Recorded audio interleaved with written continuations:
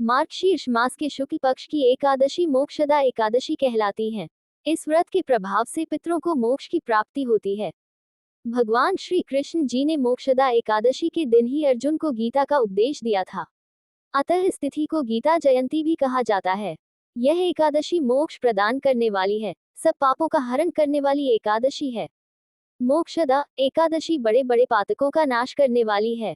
पितरों को इस एकादशी का पुण्य दान करने से मोक्ष की प्राप्ति होती है। वे नरक की यातनाओं से मुक्त हो स्वर्गलोक प्राप्त करते हैं। जो इस कल्याणमयी मोक्षदा एकादशी का व्रत करता है, उसके पाप नष्ट हो जाते हैं और मरने के बाद वह मोक्ष प्राप्त कर लेता है। यह मोक्ष देने वाली मोक्षदा एकादशी मनुष्यों के लिए चिंतामणि के समान समस्त कामनाओं को पूर्ण करने वाली है।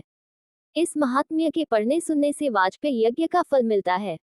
सामग्री: श्री विष्णु जी की मूर्ति, वस्त्र लाल एवं पीला पुष्प, पुष्पमाला, नारियल, सुपारी, अन्य ऋतुफल, धूप, दीप, घी, पंचामृत, दूध, कच्चा दूध, दही, घी, शहद और शक्कर का मिश्रण, अक्षत, तुलसी दल, चंदन, कलश। व्रत की विधि: दशमी तिथि को सात्विक भोजन ग्रहण करें, ब्रह्मचर्य का पालन करें। एकादशी के दिन प्रातः काल उठकर नित्य क्रम कर स्नान कर लें, स्वच्छ वस्त्र धारण करें, पूजा गृह को शुद्ध कर लें, आसन पर बैठ जाए, गंध, पुष्प, धूप और सुंदर वस्त्र से श्री विष्णु जी का पूजन करें। मोक्षदा एकादशी व्रत की कथा सुने अथवा सुनाएं, आरती करें, उपस्थित लोगों में प्रसाद वितरित करें।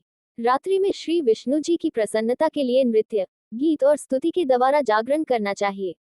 द्वादशी के दिन प्रातः काल उठकर स्नान करें, श्री विष्णु भगवान की पूजा करें, ब्राह्मणों को भोजन कराएं, उसके उपरांत स्वयं भोजन ग्रहण करें। कथा: महाराज युधिष्ठिर ने कहा, हे भगवान, आप तीनों लोकों के स्वामी, सबको सुख देने वाले और जगत के पति हैं। मैं आपको नमस्कार करता हूँ। हे देव, आप सबके हितैषी हैं, अतः मेरे संशय को दूर कर मुझे बताए कि मार्गशीर्ष शुक्ल एकादशी का क्या नाम है।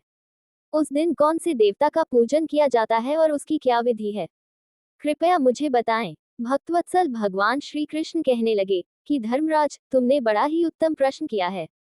इसके सुनने से तुम्हारा यश संसार में फैलेगा। मार्गशीर्ष शुक्ल एकादशी अनेक पापों को नष्ट करने वाली है। इसका नाम मोक्षदा एकादशी है। इस दिन दामोदर भगवान की धूप, दीप, नैवेद्य आदि से भक्तिपूर्वक पूजा करनी चाहिए। अब इस विषय में मैं एक पुराणों की कथा कहता हूँ। गोकुल नाम के नगर में वैखानस नामक राजा राज्य करता था। उसके राज्य में चारों वेदों के ज्ञाता ब्राह्मण रहते थे। वह राजा अपनी प्रजा का पुत्रवत पालन करता था। एक बार रात्रि में राजा ने एक स्वप्न देखा कि उसके पिता नरक में हैं। उसे बड़ा आश्चर्य हुआ। प्रातः वह विद्वान ब्राह्मणों के पास गया और अपना स्वप्न सुनाया। कहा, मैंने अपने पिता को नरक में कष्ट उठाते देखा है। उन्होंने मुझसे कहा कि हे पुत्र, मैं नरक में पड़ा हूँ, यहाँ से तुम मुझे मुक्त कराओ। जब से मैंने ये वचन सुने हैं तब से मैं बहुत बेचैन हूँ। चित्त में बड़ी अशांति हो रही है। मुझे इस राज्य, धन, पुत्र, स्त्री, हाथी, घोड़े आदि में कुछ भी सुख प्रतीत नहीं होता। क्या करूं? राजा ने कहा, हे ब्राह्मण देवताओं, इस दुख के कारण मेरा सारा शरीर जल रहा है। अब आप कृपा करके कोई तप, दान, व्रत आदि ऐसा उपाय बताए जिससे मेरे पिता को मुक्ति मिल जाए। उस पुत्र का जीवन व्यर्थ है जो अपने माता पिता का उद्धार न कर सके। एक उत्तम पुत्र जो अपने माता पिता तथा पूर्वजों का उद्धार करता है, वह हजार मूर्ख पुत्रों से अच्छा है। जैसे एक चंद्रमा सारे जगत में प्रकाश कर देता है, परंतु हजारों तारे नहीं कर सकते। ब्राह्मणों ने कहा, हे राजन, यहाँ पास ही भूत, भविष्य, वर्तमान के ज्ञाता पर्वत ऋषि का आश्रम है। आपकी समस्या का हल वे जरूर करेंगे। ऐसा सुनकर राजा मुनि के आश्रम पर गया। उस आश्रम में अनेक शांतचित्त योगी और मुनि तपस्या कर रहे थे। उसी जगह पर्वत मुनि बैठे थे। राजा ने मुनि को साष्टांग दंडवत किया। मुनि ने राजा से सांगोपांग कुशल पूछी। राजा ने कहा कि महाराज, आपकी कृपा से मेरे राज्य में सब कुशल हैं, लेकिन अकस्मात मेरे चित्त में अत्यंत अशांति होने लगी है। ऐसा सुनकर पर्वत मुनि ने आंखें बंद की और भूत विचारने लगे। फिर बोले, हे राजन, मैंने योग के बल से तुम्हारे पिता के कुकर्मों को जान लिया है। उन्होंने पूर्व जन्म में कामातुर होकर एक पत्नी को रति दी, किंतु सौत के कहने पर दूसरे पत्नी को ऋतुदान मांगने पर भी नहीं दिया। उसी पापकर्म के कारण तुम्हारे पिता को नरक में जाना पड़ा। तब राजा ने कहा, इसका कोई उपाय बताए।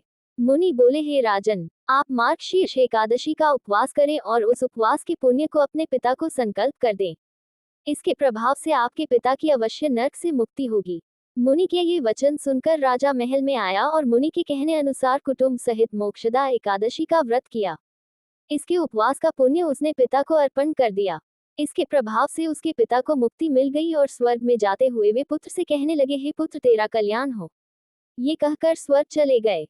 मार्गशीर्ष मास की शुक्ल पक्ष की मोक्षदा एकादशी का जो व्रत करते हैं, उनके समस्त पाप नष्ट हो जाते हैं। इस व्रत से बढ़कर मोक्ष देने वाला और कोई व्रत नहीं है।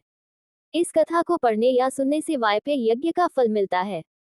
यह व्रत मोक्ष देने वाला तथा चिंतामणि के समान सब कामनाएं पूर्ण करने वाला है।